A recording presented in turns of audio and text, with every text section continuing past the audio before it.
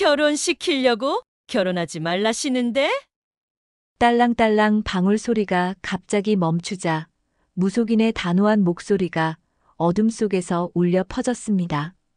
이정숙은 등골이 오싹해지며 몸을 떨었어요. 불이 흔들리는 점집 안 붉은 한복을 입은 무속인이 정숙을 똑바로 바라보며 다시 한번 입을 열었습니다. 아들이 등신이네 말 그대로 호구야. 아드님이 지금 완전히 여자한테 속아 넘어가고 있네.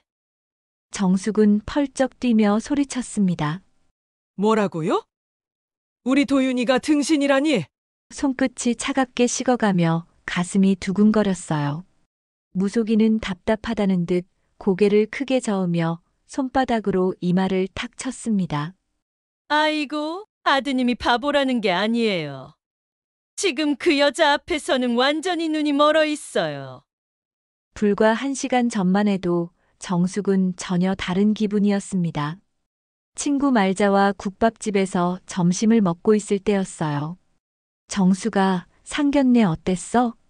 정숙이 환하게 웃으며 대답했습니다. 응, 잘했어. 사돈들도 인상 좋고 점잖으시더라고. 그리고 지연이가 말도 얼마나 예쁘게 하는지 몰라. 그럼 이제 예식장 알아보겠네. 그런데 궁합은 봤어? 정숙은 피식 웃으며 손사래를 쳤습니다. 궁합? 에이, 난 그런 거 안 믿어. 그래도 한 번은 봐야 속이 편하지. 궁합 좋다고 하면 안심되는 거고, 만약 안 좋다 하면 서로 조심해서 살아가면 되고. 마침 내가 오늘 예약해놨거든. 우리 딸도 남자친구 데려와서 결혼하고 싶다길래 거기 진짜 용한 곳이라는데 나랑 같이 가자. 말자가 끈질기게 졸라댔고 결국 정숙은 따라왔던 겁니다. 그런데 지금 이 무속인은 도대체 무슨 말을 하는 걸까요? 그 여자 입에서 나오는 말은 죄다 거짓이야. 진실은 하나도 없어. 어째 골라도 그런 여자를 골랐어? 무속인이 한숨을 푹 쉬며 고개를 저었습니다. 정숙의 가슴이 철렁 내려앉았어요. 그러더니 갑자기 휘파람을 불기 시작했습니다. 이상하고 섬뜩한 선율이 점집 안에 울려 퍼졌어요. 무섭고 소름이 끼쳤지만 정숙은 소리를 내거나 움직일 수 없었습니다. 마치 몸이 얼어붙은 것 같았어요. 한참 후 무속인이 휘파람을 멈추더니 천천히 입을 열었습니다. 그 여자, 아이도 있다는데? 정숙은 펄쩍 뛰었습니다. 뭐라고요? 아기가 있다고요? 어렸을 때 아이를 낳은 것 같은데 더 이상 얘기를 안 해주시네. 무속인이 애매하게 말하며 입을 다물어 버리자 정숙은 더욱 답답해졌습니다. 그럼 어떻게 된 거예요? 자세히 말씀해 주세요. 하지만 무속인은 고개만 저을 뿐 더 이상 말하지 않았어요. 대신 다시 휘파람을 불기 시작했습니다. 이번엔 더욱 구슬프고 무서운 소리였어요. 정숙은 온몸에 소름이 돋으며 의자를 꽉 잡았습니다. 더 큰 문제는 휘파람이 멈추자 무속인이 속삭였습니다. 지금도 다른 남자와 얽혀 있다는 거예요. 뭐라고요? 여자 주변에 남자들이 많아. 그래서 아드님한테서 돈을 자꾸 뜯어낼 것 같은데 집에 가서 아드님한테 확인해 보세요. 정숙의 심장이 쿵쾅거렸습니다.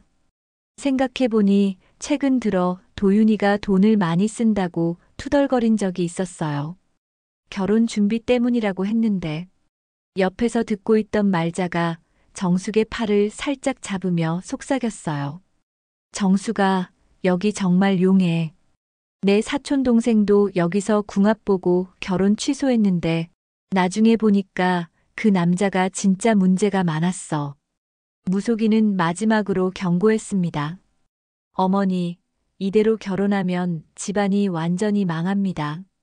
아드님 인생도 망가지고 어머니가 평생 모은 재산도 다 날아갈 거예요. 정숙은 떨리는 손으로 점집 문을 나섰습니다. 가을 저녁 찬바람이 뺨을 차갑게 스쳤지만 마음속은 더욱 차갑고 혼란스러웠어요. 말자가 걱정스러운 표정으로 다가왔습니다. 정수가 괜찮아? 얼굴이 너무 하얘졌어. 말자야. 나는 어떻게 해야 할까? 도윤이가 그렇게 좋아하는데. 일단 집에 가서 천천히 생각해봐. 만약에라도 정말 뭔가 있다면 미리 아는 게 나은 거잖아. 집으로 돌아가는 버스 안에서 정숙은 계속 고민했습니다. 무속인의 말이 사실일까요? 평생 미신을 믿지 않던 사람이었는데 왜 이렇게 마음이 불안한지 모르겠어요.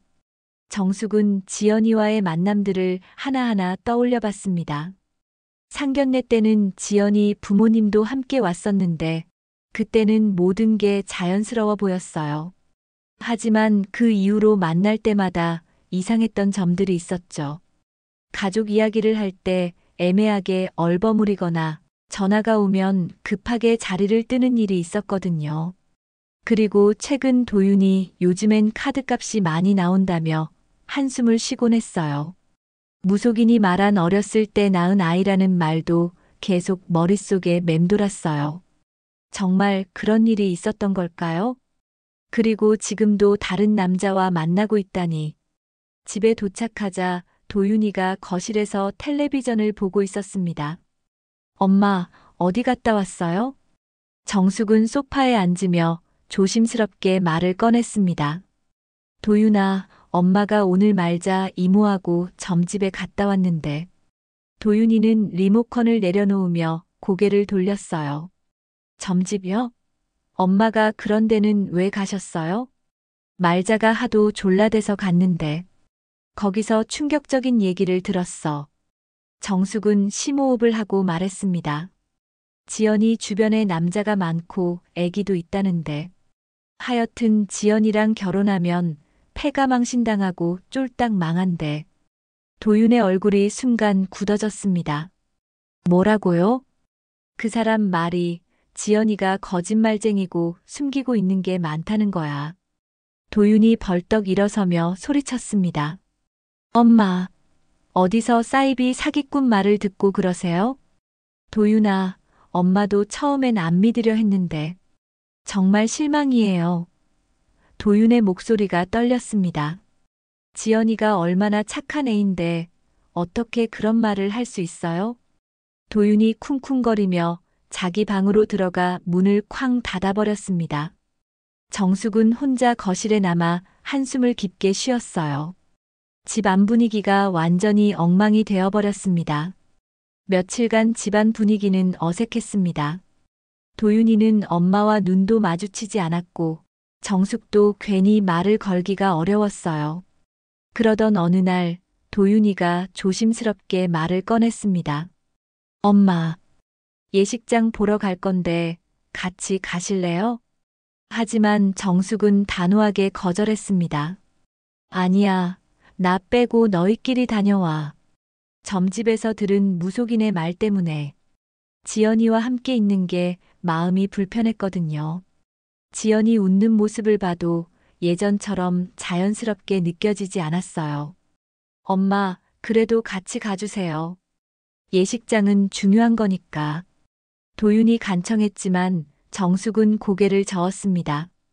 그런데 지연이가 갑자기 정숙의 팔을 살짝 잡으며 애교를 부렸어요. 어머니 같이 가주세요.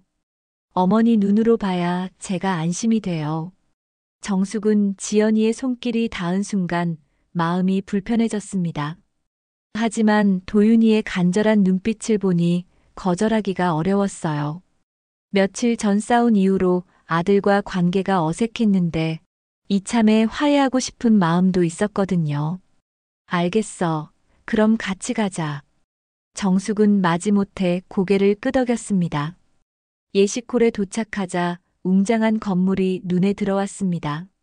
로비에 들어서니 화려한 샹들리에와 대리석 바닥이 반짝였어요. 도윤이가 감탄하며 말했습니다. 와, 여기 정말 멋지다. 지연아, 어때? 정말 예뻐요. 꿈에 그리던 곳이에요.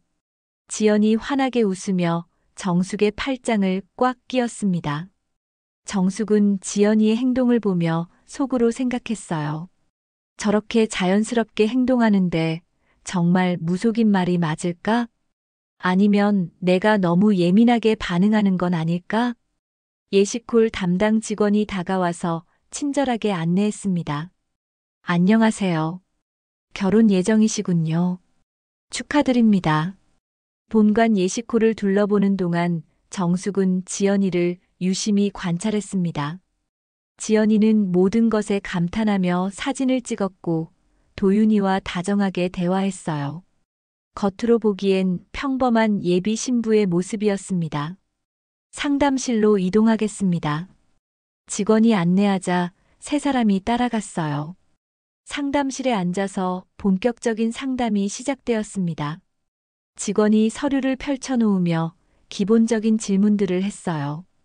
결혼식 예정일은 언제쯤으로 생각하고 계시나요? 2달 후쯤 생각하고 있어요. 도윤이 대답했습니다. 그럼 준비할 시간이 넉넉하시네요. 예상 하객 수는 어느 정도 되실까요? 도윤이 자신있게 대답했습니다.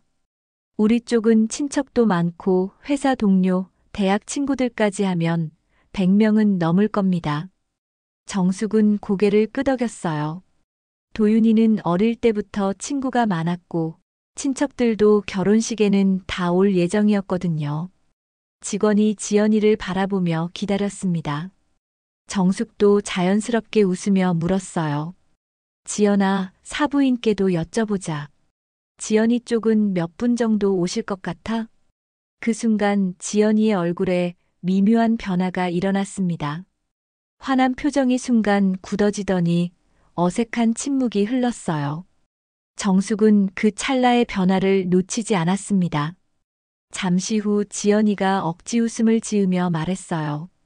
저희 부모님은 외국 생활을 오래 하셔서요. 한국에 아는 분이 별로 없어요. 많아야 20명 정도. 정숙은 속으로 섬뜩한 위화감을 느꼈습니다. 부모가 다 계신데 하객이 20명. 이게 말이 되나 뭔가 수상해. 상견례 때 만난 지연이 부모님은 분명 한국말을 유창하게 하셨는데 외국 생활이 그렇게 길었나 의문이 들었어요. 게다가 딸 결혼식에 친구나 친척이 그렇게 적다는 것도 이상했습니다. 도윤이 지연이를 감싸며 말했습니다. 괜찮아요. 조촐하게 해도 의미 있잖아요. 하지만 정숙의 의심은 점점 커져갔어요. 혹시 무속인이 말한 게 맞는 건 아닐까 하는 생각이 들기 시작했습니다.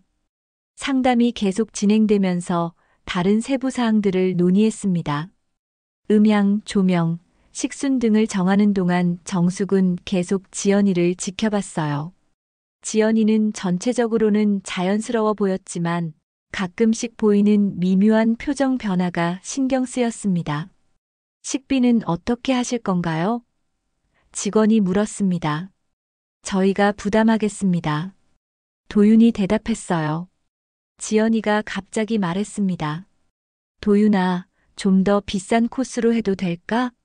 손님들한테 맛있는 거 대접하고 싶어서. 정숙은 또 한 번 놀랐습니다. 하객도 많지 않다면서 비싼 코스를 원한다니. 무속인이 말한 돈을 뜯어낸다는 게 떠올랐어요. 잠시 후 직원이 다른 질문을 했습니다. 양가 어머니 한복은 어떻게 준비하실 예정이신가요? 정숙의 눈이 번쩍 뜨였습니다. 이것이야말로 지연이를 시험해볼 좋은 기회였어요. 같이 맞추면 더 좋을 텐데. 정숙이 나직이 말했습니다. 지연아, 사부인 전화번호 좀 알려줘. 내가 직접 연락드려서 같이 한복 맞추러 가면 좋을 것 같아. 그 순간 지연이의 얼굴이 확연히 굳어졌습니다. 눈빛이 당황스러워지며 황급히 손사래를 쳤어요. 아, 지금은 많이 바쁘세요. 그냥 제가 대신 맞출게요.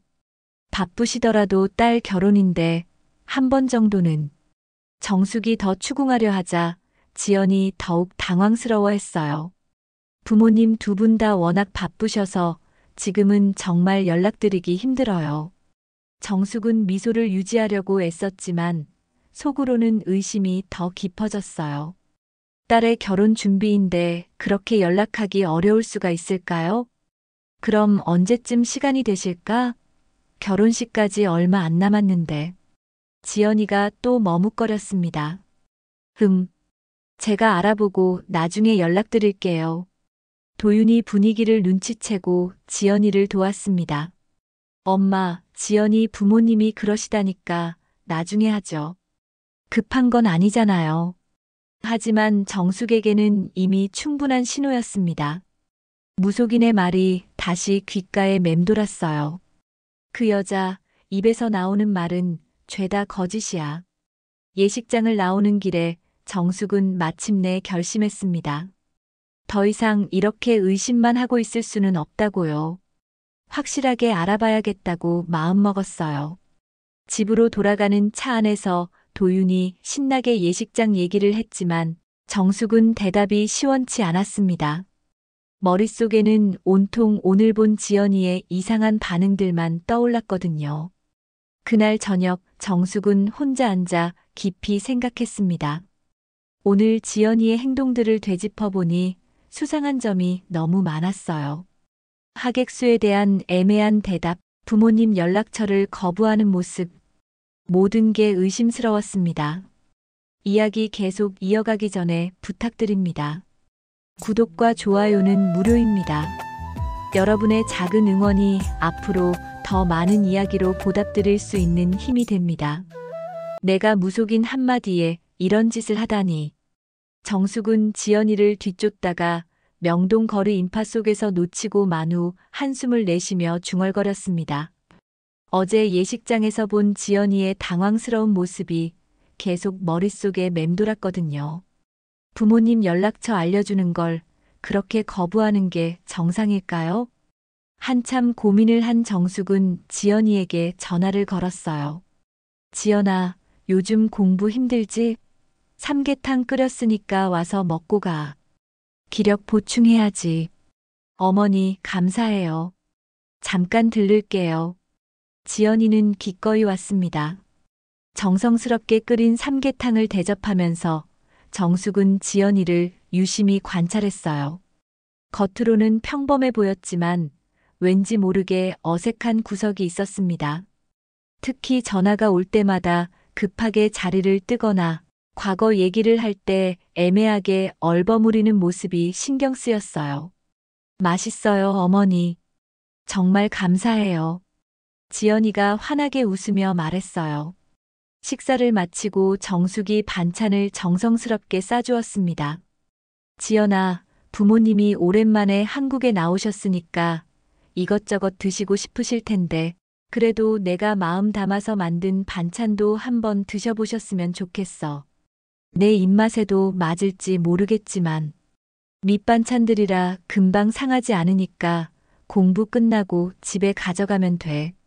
감사해요, 어머니. 정말 잘 먹을게요. 지연이가 반찬통을 받아들고는 말했어요. 이제 공부하러 도서관에 가볼게요. 지연이가 나간 후 정숙은 갑자기 궁금해졌어요. 정말 도서관에 가는지 확인해보고 싶었거든요. 그래서 급히 나가서 멀찍이 떨어져 따라갔습니다. 그런데 지연이는 도서관 방향이 아닌 다른 곳으로 가더라고요. 그것도 모자라 큰 길가 쓰레기통에서 뭔가를 버리는 게 보였어요. 정숙이 가까이 가서 확인해 보니 자신이 정성스럽게 싸준 반찬이었습니다. 세상에, 저게 뭐야? 정숙은 가슴이 먹먹해졌어요. 새벽부터 일어나서 마음 담아 만든 반찬을 지연이 부모님 생각해서 특별히 준비한 건데 단순히 음식을 버린 게 아니라 자신의 정성을 짓밟힌 기분이었습니다. 그동안 느꼈던 미묘한 위화감이 분노로 바뀌는 순간이었어요. 하지만 정숙은 이를 악물고 계속 따라갔습니다. 지금까지 온 걸 헛되이 할 수는 없었거든요. 그런데 아침에 마신 커피 때문에 화장실이 급해지기 시작했어요. 하지만 지연이를 놓칠까봐 꼭 참고 계속 따라갔습니다. 명동 쪽으로 향하는 지연이를 따라가는데 사람이 너무 많아서 힘들었어요. 신호등에서 지연이가 건너편으로 건너가는데 빨간불이라 정숙은 발만 동동 굴러야 했습니다. 아, 저렇게 멀어지면 어떡하지? 겨우 신호가 바뀌어서 뛰어가듯 건넜는데 그때 눈 깜빡할 사이에 지연이가 사라져버렸습니다. 분명 앞에 있었는데 갑자기 보이지 않는 거예요. 정숙은 허둥지둥 이리저리 둘러봤습니다. 비슷한 옷을 입은 여자가 보여서 뛰어가 봤더니 전혀 다른 사람이었어요. 그 여자가 정숙을 이상하게 쳐다보자 얼굴이 빨개져서 황급히 사과했습니다. 죄송해요. 사람을 잘못 봤네요. 1시간을 돌아다녔지만 지연이는 찾을 수 없었습니다. 정숙은 터덜터덜 걸으며 한숨을 쉬었어요. 미행이라는 게 정말 아무나 하는 일이 아니구나. 하지만 오늘 본 지연이의 모습은 도저히 잊을 수가 없었습니다. 그동안 살갑게 굴었던 모습과는 완전히 다른 모습이었거든요. 정성껏 싸준 반찬을 그렇게 냉정하게 버리다니 기가 차고 분노가 일어서 가만히 있을 수가 없었습니다. 아무리 생각해도 말이 안 돼. 어떤 이유든 집을 나서자마자 반찬을 버린다는 건 저건 그냥 그 아이의 원래 본성인 거야. 도윤이한테 말해도 증거 사진이 없으면 또 엄마가 오해한다고 할 텐데. 정숙은 그제야 자신이 얼마나 순진했는지 깨달았어요. 드라마나 영화에서 보던 것처럼 사진을 찍어 증거를 확보했어야 했는데 말이에요. 정숙은 복잡한 마음으로 길을 걷다가 문득 멈춰 섰습니다. 그때 낡은 빌딩 2층에 붙은 간판이 눈에 들어왔어요. 무엇이든 맡겨만 주세요. 마이너스 박기태 탐정사무소. 정숙은 잠시 망설이다가 천천히 계단을 올라갔습니다. 혼자서는 미행도 힘들고 더 자세한 정보는 알아낼 수 없다는 생각이 들었거든요. 도윤이한테 말해봤자 믿지 않을 테고 그렇다고 이대로 포기할 수도 없었어요. 들어오세요. 굵직한 목소리가 들렸습니다. 사무실 안은 생각보다 깔끔했어요. 50대로 보이는 남자가 책상에 앉아 있었습니다. 단단해 보이는 체격에 예리한 눈빛이 인상적이었어요. 박기태입니다. 무슨 일로 오셨나요? 정숙은 머뭇거리다가 입을 열었습니다. 아들이 결혼을 하려고 하는데 예비 며느리가 좀 수상해서요. 박기태가 메모지를 꺼내며 차분하게 물었습니다. 구체적으로 어떤 점이 수상하신가요? 정숙은 예식장에서 있었던 일부터 오늘 있었던 일까지 자세히 설명했어요.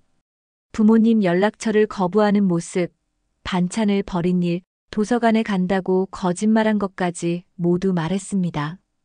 오늘 있었던 일들을 보니까 거짓말을 하는 것 같아요. 그게 뭔지 모르겠지만 정숙이 망설이다가 말을 이어갔습니다. 그 아이의 현재 상황, 경제적인 것들, 그리고 혹시 예전에 아이를 출산한 적이 있었는지 그런 것들을 알 수도 있나요? 박기태가 수첩에 뭔가를 적더니 말했어요. 가능합니다. 신상정보, 과거 이력, 현재 생활 패턴까지 조사할 수 있어요. 며칠 시간만 주시면 됩니다. 결혼식까지 2달도 안 남았어요. 청첩장 돌리기 전에 꼭 밝혀주세요. 그리고 우리 아들한테는 절대 들키면 안 돼요. 비밀 보장은 기본이니까 걱정 마세요. 집에 돌아오니 도윤이 거실에서 텔레비전을 보고 있었습니다.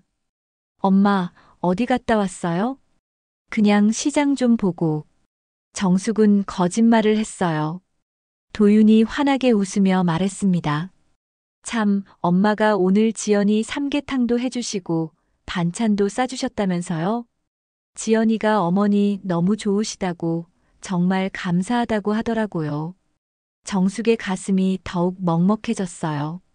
지연이가 도윤에게는 그렇게 고마워한다고 말하면서 정작 그 반찬은 쓰레기통에 버렸다니. 지연이가 정말 연기를 잘하는구나. 도윤이 앞에서는 그렇게 착한 척하면서 도윤아, 너는 지연이 집에 가서 따로 어른들 뵙고 인사드렸니? 아직은 안 갔어요. 지연이가 부모님이 바쁘시다고 해서 상견례 이후에 한 번도 못 가봤다고? 그럼 언제 가볼 거야? 지연이가 결혼하고 나서 천천히 하자고 하더라고요. 정숙은 또 한 번 의심이 들었어요. 결혼을 앞둔 사이인데 신랑이 신부 집에 한 번도 못 가봤다는 게 이상했거든요. 그날 밤 정숙은 잠을 이루지 못했습니다. 탐정에게 의뢰한 게 잘한 일인지 계속 고민됐어요. 무속인의 말이 자꾸 떠올랐습니다. 아들이 등신이네. 말 그대로 호구야. 며칠 후 박기태에게서 전화가 왔습니다. 이정숙 고객님 만나서 얘기해야 할 게 있습니다. 목소리가 심각해서 정숙의 가슴이 쿵 떨어졌어요. 뭔가 나온 것 같았거든요. 정숙은 탐정사무소로 향하는 발걸음이 무거웠습니다. 박기태의 목소리가 유난히 심각했거든요. 며칠 전 의뢰할 때만 해도 혹시나 하는 마음이었는데 이제는 정말 뭔가 나올 것 같은 불안감이 엄습했어요. 어서 오세요. 박기태가 정숙을 맞으며 의자를 권했습니다. 책상 위에는 두툼한 서류 뭉치가 놓여 있었어요. 그래서 뭔가 나왔나요? 정숙이 떨리는 목소리로 물었습니다. 박기태는 잠시 망설이다가 서류를 펼쳤어요. 먼저 말씀드리지만 매우 충격적인 내용입니다. 마음의 준비를 하시고 들으세요. 정숙의 손이 떨렸습니다. 말씀해 보세요. 서지연 씨는 현재 최소 3명의 남성과 동시에 교제하고 있습니다. 박기태가 첫 번째 폭탄을 던졌어요. 모든 남성에게 결혼을 약속하면서 말이죠. 뭐라고요? 3명이나요? 박기태가 사진들을 꺼내 보여줬어요. 지연이가 서로 다른 남자들과 다정하게 찍은 사진들이었습니다. 레스토랑에서, 카페에서, 영화관에서 모든 사진 속 지연이는 행복해 보였어요. 이 남성은 40대 의사입니다. 이분은 30대 중반 대기업 과장, 여기는 자영업자. 박기태가 한 명씩 설명했어요. 모두에게 결혼을 약속했고 각각에게서 돈을 받고 있습니다. 정숙은 가슴이 철렁 내려앉았어요. 얼마나 받았나요? 도윤 씨에게서만 지금까지 1,200만 원을 받았습니다.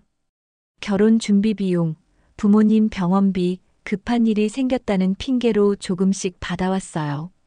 1,200만 원이나. 정숙은 머리가 핑 돌았어요. 도윤이가 최근 들어 돈이 빠듯하다고 한 이유를 이제야 알겠더라고요.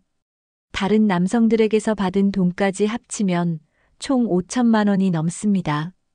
박기태가 또 다른 서류를 꺼냈어요. 그리고 이것이 가장 충격적인 부분인데 18년 전에 아이를 낳았습니다. 무속인의 말이 맞았던 겁니다. 정숙은 온몸에 소름이 돋았어요. 그 아이는 지금 어디 있나요? 고아원에 있습니다. 출산 직후 바로 고아원에 맡겼어요. 17년 동안 한 번도 면회를 가지 않았습니다. 정숙은 말문이 막혔어요. 자식을 그렇게 버릴 수가 있나요? 더 충격적인 건 박기태가 다른 사진을 보여줬어요. 상견례 때 오신 부모님들입니다. 네. 부모님이 어떻게 됐다는 거죠? 가짜입니다. 아르바이트로 고용된 배우들이에요. 정숙은 현기증이 났어요. 그럼 진짜 부모님은 어디 계시나요? 서지연 씨의 실제 부모님은 지방에 계십니다. 딸이 이런 일을 하는지 전혀 모르고 계세요. 서지연 씨는 부모님께 서울에서 회사 다닌다고 거짓말을 했습니다. 박기태가 계속 설명했어요. 서지연 씨는 전문적으로 이런 일을 해왔습니다. 결혼정보회사나 소개팅 앱을 통해 결혼을 원하는 남성들을 물색하고 착하고 순진해 보이는 사람들을 골라서 접근하는 거죠. 그럼 우리 도윤이도 완벽한 타겟이었습니다. 대기업에 다니니까 연봉도 안정적이고 성격이 착실하고 순진해서 속이기 쉬웠던 거죠. 서지연 씨에게는 완벽한 먹잇감이었습니다. 정숙은 무속인의 말이 하나하나 떠올랐어요. 아들이 등신이네. 말 그대로 호구야. 정말 도윤이가 완전히 속아 넘어간 거였습니다. 증거는 확실한가요? 모든 것이 사진과 통화 기록, 계좌 이체 내역으로 입증됩니다. 박기태가 서류 뭉치를 정숙 앞으로 밀어줬어요. 이 자료들을 보시면 의심의 여지가 없을 겁니다. 정숙은 서류를 받아들고는 한동안 말을 잇지 못했어요. 분노와 안도감이 동시에 밀려왔습니다. 분노는 지연이에 대한 것이었고, 안도감은 결혼 전에 진실을 알게 된 것에 대한 거였어요. 집으로 돌아가는 길 내내 정숙은 복잡한 마음이었습니다. 한편으로는 무속인 말을 듣고 탐정까지 고용한 자신의 행동이 옳았다는 안도감이 들었지만, 다른 한편으로는 도윤이가 받을 충격을 생각하니 마음이 아팠어요. 집에 도착하니 도윤이가 신나게 전화를 하고 있었어요. 응, 지연아 주말에 예물 보러 갈까? 정숙은 가슴이 철렁했어요. 지금 당장 진실을 말해야겠다고 생각했습니다. 도윤이가 전화를 끊고 환하게 웃으며 말했어요. 엄마, 주말에 지연이랑 예물 보러 가요. 정숙은 도윤이의 행복한 표정을 보며 가슴이 아팠습니다. 곧 이 행복이 산산조각 날 텐데. 도윤아, 그 전에 엄마가 할 말이 있어. 앉아봐. 무슨 말이에요? 도윤이가 의아한 표정으로 소파에 앉았어요. 정숙은 탐정이 준 서류를 꺼내며 조심스럽게 말했습니다. 지연이에 대해서 알아봤는데. 엄마, 또 그 얘기예요? 도윤이의 표정이 굳어졌어요. 이번엔 달라. 확실한 증거가 있어. 정숙이 사진들을 보여줬어요. 그리고 며칠 전에 지연이가 내가 싸준 반찬을 바로 쓰레기통에 버리는 것도 봤어. 뭐라고요? 도서관 간다고 거짓말하고는 명동으로 가더니 내가 정성껏 싸준 반찬을 길가 쓰레기통에 버렸어. 그래서 탐정한테 의뢰했더니 정숙이 서류를 펼쳤어요. 지연이가 지금 다른 남자들 3명과 동시에 만나고 있어. 도윤이는 사진을 보더니 벌떡 일어났습니다. 엄마, 어디서 이런 걸 구해온 거예요? 상견례 때 온 부모님들도 가짜야. 아르바이트로 고용된 배우들이었어. 말도 안 돼요. 도윤이가 소리쳤습니다. 엄마, 그 무속인한테 궁합 보고 온 날부터 지연이를 이상하게 보신 거 사실이잖아요. 아들인 제 말을 믿어야지. 그런 사기꾼 같은 사이비 말을 듣고 그러는 거예요? 도윤아, 이건 무속인과는 상관없어. 내가 직접 본 거야. 이 서류들이 조작된 거일 수도 있잖아요. 도윤이가 서류를 밀어냈어요. 요즘 이런 거 얼마든지 만들 수 있어요. 그럼 엄마가 두 눈으로 똑똑히 본 것도 조작이야? 정숙이 목소리를 높였어요. 내가 정성스럽게 만들어서 지연이 부모님 생각한다며 싸준 반찬을 지연이가 집 나서자마자 쓰레기통에 버리는 걸 내가 직접 봤다고. 그건 다른 이유가 있었을 거예요. 도윤아. 정숙이 목소리를 낮추며 차분하게 말했어요. 엄마가 무조건 지연이가 나쁘다고 하는 게 아니야. 너도 한번 확인해봐.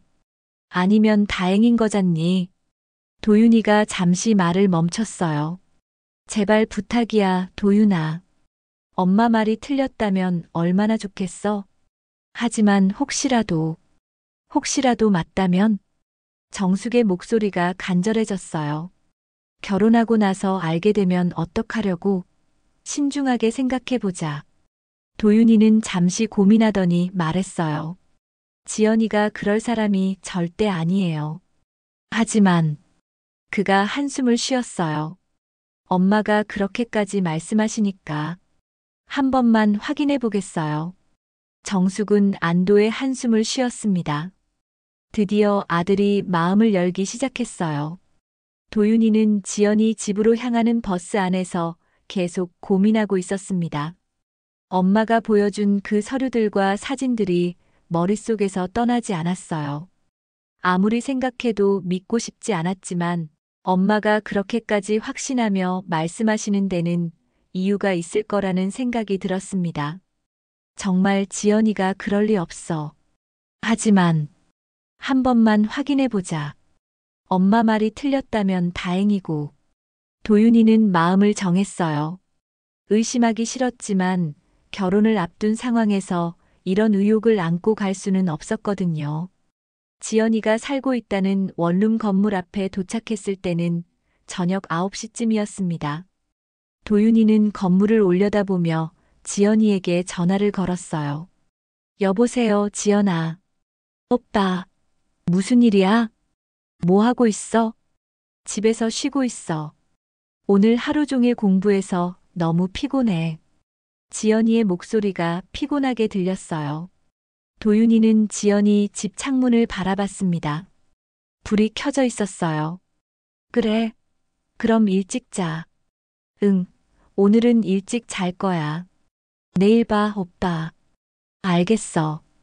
푹 쉬어. 전화를 끊고 도윤이는 안도의 한숨을 쉬었어요. 창문에 불도 켜져 있고 지연이도 집에서 쉬고 있다고 했으니까요.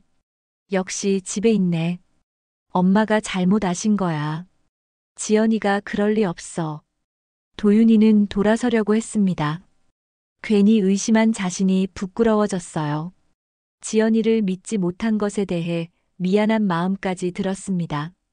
그런데 바로 그 순간 건물 현관문이 열리며 누군가 나오는 소리가 들렸습니다. 도윤이가 돌아보는 순간 심장이 멈춘 것 같았어요. 지연이였습니다. 하지만 평소의 지연이와는 완전히 달랐어요. 평소에는 소박하게 입고 다녔는데 지금은 화장을 진하게 하고 예쁜 원피스를 입고 있었습니다.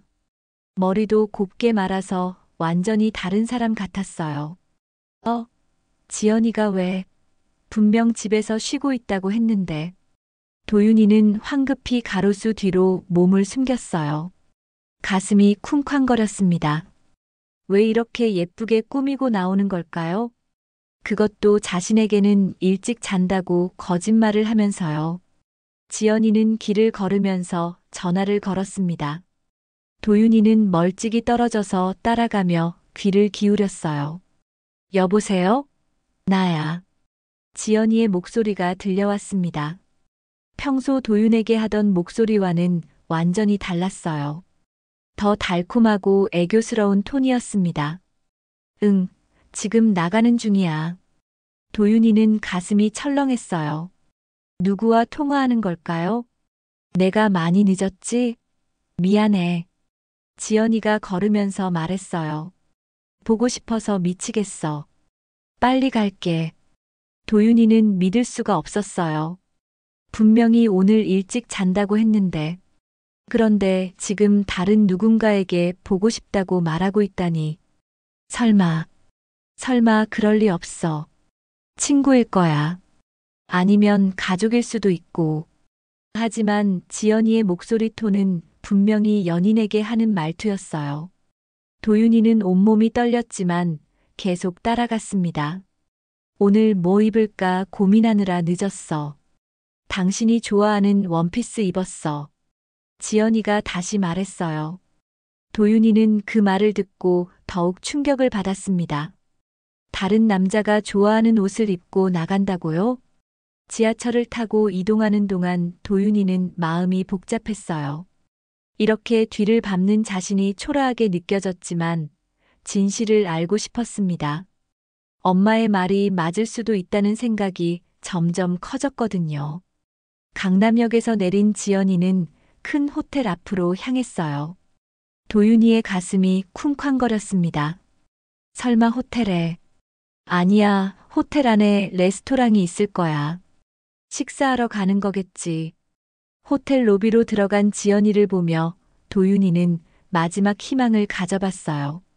하지만 지연이는 레스토랑 쪽으로 가지 않고 로비에서 누군가를 기다리고 있었습니다. 잠시 후 한 남자가 나타났어요. 40대로 보이는 잘생기고 품이 있어 보이는 남자였습니다. 지연이가 그 남자를 보자마자 환하게 웃으며 달려가 안겼어요. 도윤이는 그 순간 온 세상이 무너지는 기분이었습니다. 지연이가 그 남자와 자연스럽게 키스하는 모습을 보며 다리에 힘이 빠졌어요. 이게 뭐야? 이게 대체 뭐야? 더 충격적인 건 그 다음이었습니다. 지연이와 그 남자가 팔짱을 끼고 엘리베이터로 향하는 거였어요. 마치 오랫동안 만나온 연인처럼 자연스러웠습니다. 도윤이는 한동안 그 자리에 서 있을 수밖에 없었습니다. 레스토랑일 거야. 위층에 레스토랑이 있을 거야. 도윤이는 간절히 바라면서 엘리베이터가 멈춘 층수를 확인했어요. 12층에서 멈췄습니다. 떨리는 마음으로 다른 엘리베이터를 타고 12층으로 올라간 도윤이는 절망했습니다. 12층은 온통 호텔 객실이었어요. 레스토랑은 어디에도 없었습니다. 객실. 지연이가 다른 남자와 객실로. 도윤이는 벽에 기대며 주저앉았어요. 머릿속이 하얘졌습니다. 엄마가 보여준 서류들이 모두 진실이었던 거예요. 3명의 남자와 동시에 내가 준 1200만 원. 가짜 부모. 모든 게 거짓이었습니다. 지연이가 자신에게 했던 모든 말, 모든 행동이 연기였던 거예요. 핸드폰이 울렸어요. 지연이에게서 온 문자였습니다. 오빠, 일찍 자고 있어. 내일 봐요. 도윤이는 핸드폰을 보며 쓴웃음을 지었어요. 지금 다른 남자와 호텔 객실에 있으면서 자신에게는 일찍 잔다고 거짓말을 하고 있다니. 집으로 돌아가는 길에 도윤이는 분노보다는 배신감이 더 컸습니다. 정말 사랑한다고 생각했는데 모든 게 거짓이었다니. 집에 도착했을 때 엄마가 거실에서 기다리고 있었어요. 도윤아, 어디 갔다 왔어? 얼굴이 왜 그래? 도윤이는 소파에 털썩 앉으며 말했습니다. 엄마 말이 맞았어요. 정숙의 표정이 놀라움과 안쓰러움으로 바뀌었어요. 뭘 확인했는데? 지연이가 다른 남자와 호텔에 갔어요. 도윤이의 목소리가 떨렸어요. 나한테는 집에서 일찍 잔다고 거짓말하고. 정숙은 아들의 어깨를 다독이며 말했어요. 많이 힘들겠지만 지금 알게 된 게 다행이야. 내가 정말 바보였어요. 도윤이는 고개를 숙였어요. 작정하고 속이는데 누군들 안 속겠니? 지금이라도 알게 돼서 다행이야. 결혼하고 나서 알았다면 어땠겠어? 도윤이는 지연이에게 완전히 속았다는 사실이 너무 분했습니다. 도윤이는 밤새 잠을 이루지 못했습니다. 지연이가 다른 남자와 호텔로 들어가는 모습이 계속 눈에 아른거렸어요. 믿고 사랑했던 사람이 자신을 완전히 속였다는 사실이 받아들여지지 않았습니다. 아침이 되자 도윤이는 결심했어요. 더 이상 미룰 수 없었습니다. 지연이와 제대로 이야기해야겠다고 마음먹었어요. 점심시간에 도윤이는 지연이에게 전화를 걸었습니다. 지연아, 만날 수 있어? 갑자기. 무슨 일이야? 지연이의 목소리는 평소와 다름없이 밝았어요. 할 말이 있어. 우리 자주 가던 카페로 와줄래? 알겠어. 1시간 후에 갈게. 카페에서 기다리는 동안 도윤이는 손이 떨렸습니다. 어떻게 말을 꺼내야 할지 머릿속이 복잡했어요. 지연이가 들어오는 모습을 보니 더욱 마음이 아팠습니다. 평소처럼 환하게 웃으며 다가오는 지연이를 보니 정말 모든 게 연기였나 싶었어요. 오빠, 무슨 일이야? 표정이 안 좋아 보여. 지연이가 도윤이 맞은편에 앉으며 걱정스럽게 물었습니다. 도윤이는 잠시 말을 못하고 있다가 떨리는 목소리로 입을 열었어요. 지연아, 나한테 거짓말한 거 다 알고 있어. 왜 이랬어? 도윤이의 목소리가 떨렸어요. 정말 사랑한다고 생각했는데. 어제 다른 남자와 호텔 가는 것도 봤어. 지연이는 잠시 당황했지만 곧 태연한 척했습니다. 무슨 소리야? 오해하는 거 아니야? 그냥 친구였어. 왜 나를 의심해? 친구? 도윤이가 씁쓸하게 웃었어요. 키스하고 팔짱 끼고 호텔 객실로 올라가는 게 친구 사이야? 키스라니? 무슨 소리야? 오빠가 잘못 본 거야. 그런 일 절대 없었어. 지연이가 발끈했어요. 나 못 믿어? 왜 날 의심하고 미행까지 한 거야? 지연아, 그만해. 도윤이가 지친 목소리로 말했습니다. 나 말고 동시에 여러 명의 남자들을 만난다는 것도 알아. 상견례 때 나온 부모님도 가짜였다는 것도, 그리고 나한테 생활비며 결혼준비 비용으로 돈 받아간 게 1,200만 원 정도 되던데. 그걸로 흥청망청 쓰고 또 다른 남자들한테서도 돈을 뜯어냈다는 것도 알고 있어. 지연이의 얼굴이 하얗게 변했어요. 더 이상 변명할 수 없다는 걸 깨달은 것 같았습니다. 그리고 내가 올라간 12층은 다 객실이었어. 지연이는 잠시 침묵하더니 갑자기 화를 내기 시작했어요. 그래, 맞아. 근데 너도 문제 있어. 지연이의 목소리가 높아졌습니다. 나를 미행하다니 정말 최악이야. 믿지도 못하면서 뭘 사랑한다고 했어? 도윤이는 지연이가 오히려 화를 내는 모습에 어이가 없었어요. 지금 상황에서 그런 말을 해? 왜? 내가 뭘 잘못했는데? 지연이가 뻔뻔하게 말했어요. 남자들이 알아서 돈 준 거고 내가 강요한 것도 아니야. 도윤이는 지연이의 태도에 더욱 실망했습니다. 조금이라도 미안해하거나 후회하는 모습을 보일 줄 알았는데 오히려 당당하게 나오니 말이 나오지 않았어요. 이제 그만하자, 지연아. 헤어지자. 지연이는 잠시 침묵하더니 갑자기 화를 내기 시작했어요. 좋아, 헤어지자. 근데 지금까지 내가 너 때문에 잃은 게 얼마나 많은지 알아? 뭐라고? 나를 미행하고 의심하면서 나한테 정신적 피해를 입혔잖아. 그럼 그에 대한 보상은? 도윤이는 지연이가 무슨 말을 하는지 이해할 수 없었어요. 보상이라니. 내가 나를 속인 건데? 내가 뭘 잘못했는데? 지연이가 뻔뻔하게 말했어요. 남자들이 알아서 돈 준 거고 내가 강요한 것도 아니야. 어쨌든 난 손해를 봤으니까 최소한 지금까지 내가 준 돈의 2배는 줘야지. 2,400만 원 정도. 도윤이는 황당해서 말이 나오지 않았어요. 말도 안 돼. 그런 돈 없어. 지연이의 표정이 더욱 차갑게 변했어요. 없으면 만들어야지. 대기업 다니면서 돈이 없다고? 정말 없다고. 그리고 왜 내가 그런 돈을 줘야 해? 안 주면? 지연이가 위협적으로 웃었어요. 너가 다니는 회사에 소문 낼 거야. 결혼 약속해놓고 순진한 여자를 버렸다고 말이지. 회사에 소문을 낸다고? 도윤이는 등골이 오싹해졌어요. 내가 얼마나 상처받았는지 눈물 흘리면서 말하면 사람들은 나를 믿을 거야. 사람들은 여자의 눈물에 약하니까. 지연이가 비웃었어요. 도윤이는 머리가 하얘졌어요. 대기업 직장인이 여자를 버렸다는 소문이 돌면 승진에도 영향이 있을 테고 동료들 시선도 달라질 게 분명했습니다. 3일 줄게.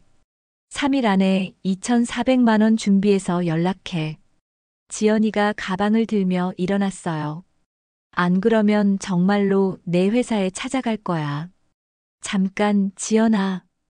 그리고 이 일이 소문나도 난 손해볼 게 없어.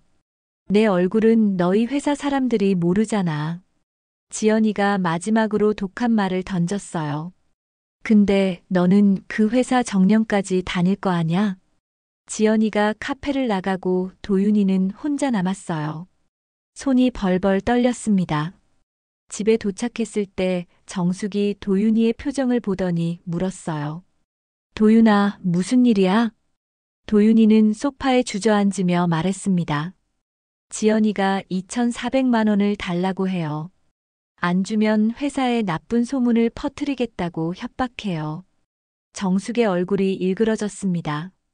뭐라고? 그년이 감히? 정숙은 도윤이의 말을 듣고 분노가 치밀어 올랐습니다. 어떡하죠? 정말 회사에 소문이 나면. 도윤이의 목소리가 떨렸어요. 잠깐, 도윤아. 너가 충격받을까봐 이 얘기는 안 했는데. 정숙이 심각한 표정으로 말했습니다. 지연이한테 아이도 있다더라. 아이요? 도윤이가 놀라며 물었어요. 18년 전에 낳아서 고아원에 버렸다고 했어. 17년 동안 한 번도 면회도 안 갔다고. 정숙의 목소리가 차갑게 변했어요. 무속인 아주머니가 처음에 말했잖니. 어렸을 때 아이를 낳은 것 같다고. 그것도 다 맞았던 거야. 도윤이는 더욱 큰 충격을 받았습니다. 자식까지 버리고 미혼 행세를 했다는 거예요? 정말 인간도 아니네요. 정숙은 더 이상 참을 수 없었어요. 즉시 박기태에게 전화를 걸었습니다. 박 탐정님, 저 이정숙입니다. 급한 일이 생겼어요. 무슨 일이신가요? 지연이가 우리 도윤이를 협박하고 있어요. 2,400만 원을 내놓지 않으면 회사에 소문을 내겠다고 해요. 박기태의 목소리가 단호해졌습니다. 그건 명백한 공갈죄입니다. 서지연 씨가 여러 명에게 결혼을 빙자해서 돈을 받은 것은 사기죄에 해당하고 도윤 씨를 협박해서 돈을 요구한 것은 공갈죄예요. 사기죄와 공갈죄는 각각 최대 10년 징역까지 가능한 중범죄입니다. 그럼 어떻게 해야 하나요? 다른 피해자들과 함께 집단 고발하면 더 유리합니다. 제가 조사한 다른 남성들 연락처를 드릴게요.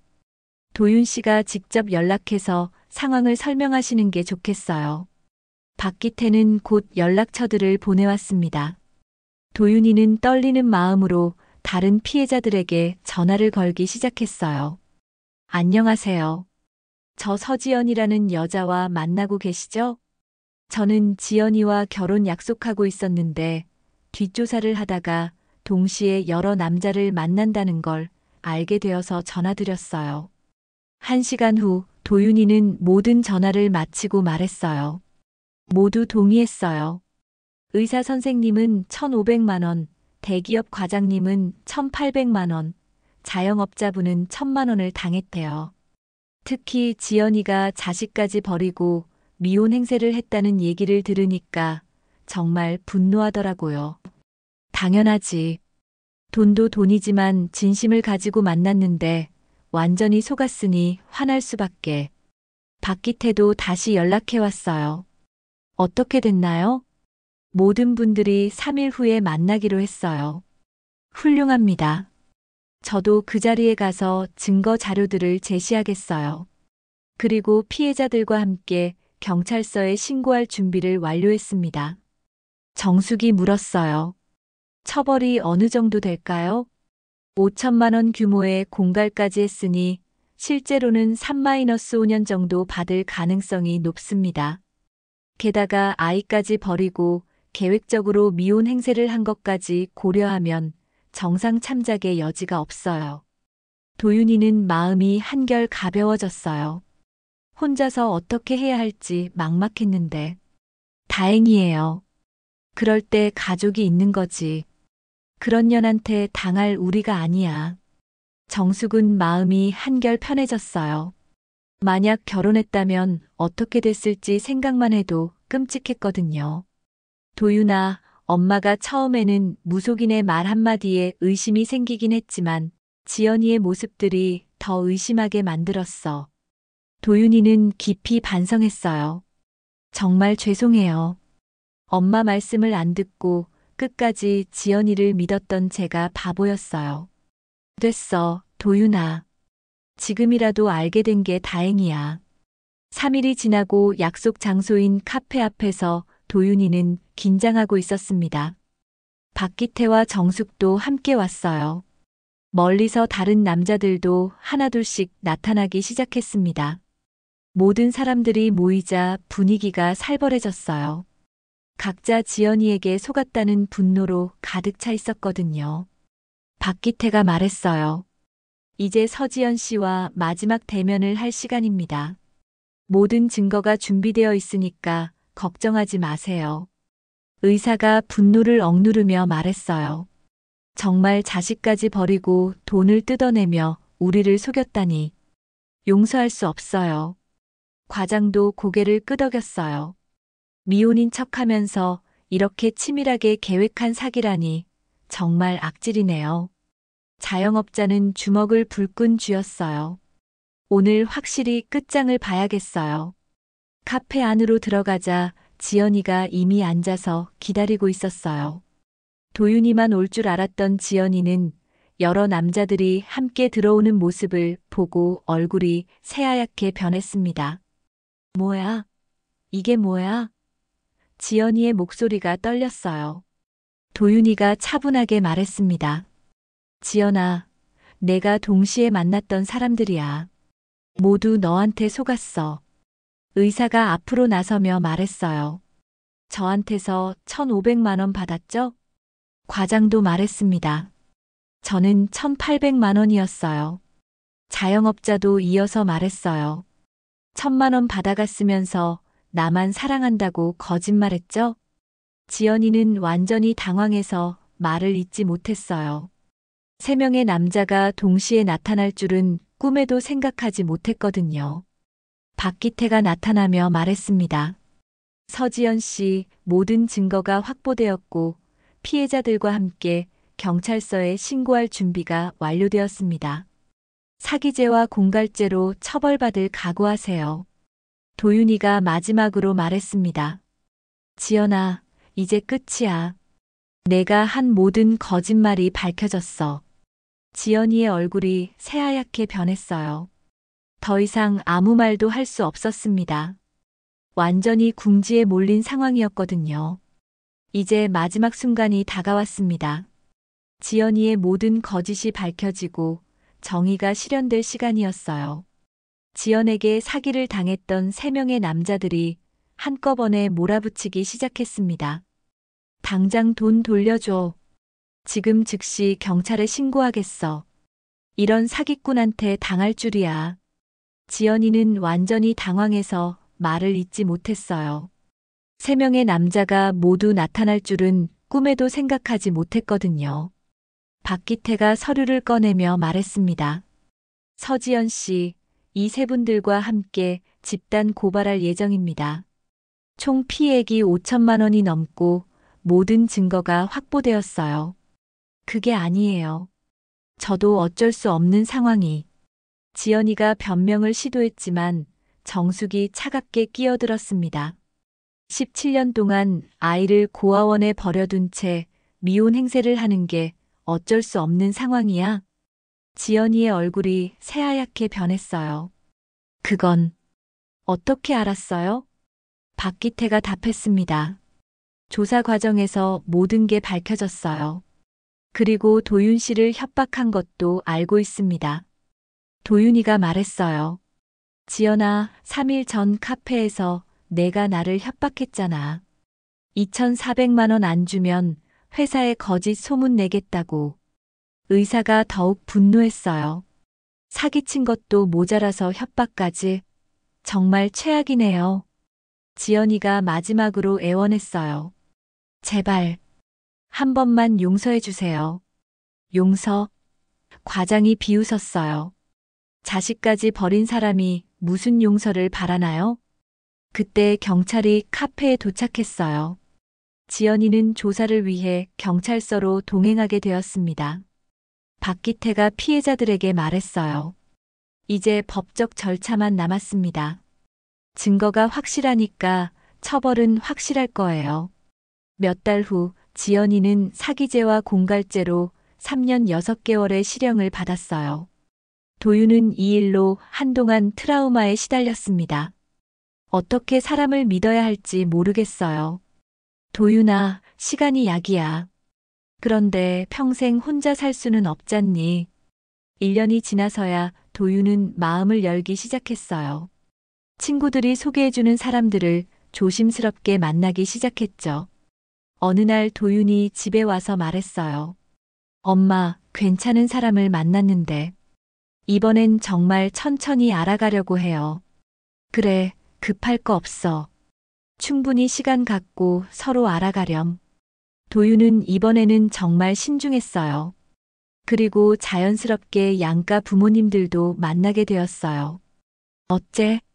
괜찮은 사람이야? 정숙이 물었어요. 진짜 괜찮아요. 부모님도 정말 좋으시고 숨기는 것도 없어요. 가족들도 다 만나봤는데 정말 평범하고 착한 가정이에요. 2년 후 도윤은 결혼했습니다. 이번에는 모든 게 완벽했어요. 양가 부모 모두가 진심으로 축복하는 결혼이었죠. 결혼식 날 정숙은 정말 행복했어요. 친구 말자가 와서 말했어요. 정수가 그때 점집 간 게 정말 신의 한 수였네. 만약 그때 의심 안 했으면 어쩔 뻔했어? 맞아. 그런데 결국은 직접 눈으로 확인한 게 중요했어. 반찬 버린 것도 보고 이상한 행동들도 직접 봤잖아. 그래도 무속인이 딱 맞췄잖아. 그런 것도 있지만 너무 믿으면 안 돼. 이번 며느리는 내가 직접 확인해서 확실해. 부모님도 여러 번 만나보고 가족 관계도 다 투명하고. 정숙은 정말 만족스러웠어요. 이번에는 의심할 거리가 하나도 없었거든요. 신부가 정숙에게 와서 인사했어요. 어머니, 앞으로 잘 부탁드려요. 그래, 이제 도윤이하고 한 가정을 이뤘으니 너희들끼리 재미나게 살아. 부모로서는 그게 제일 최고야. 감사해요, 어머니. 정숙은 흐뭇했어요. 이런 게 진짜 가족이지 하고 생각했습니다. 정숙은 이번 일을 통해 많은 걸 배웠어요.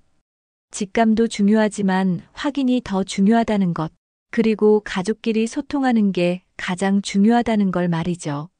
몇 년 후 도윤 부부에게 아이가 생겼어요. 정숙은 진짜 할머니가 된 기분이었습니다.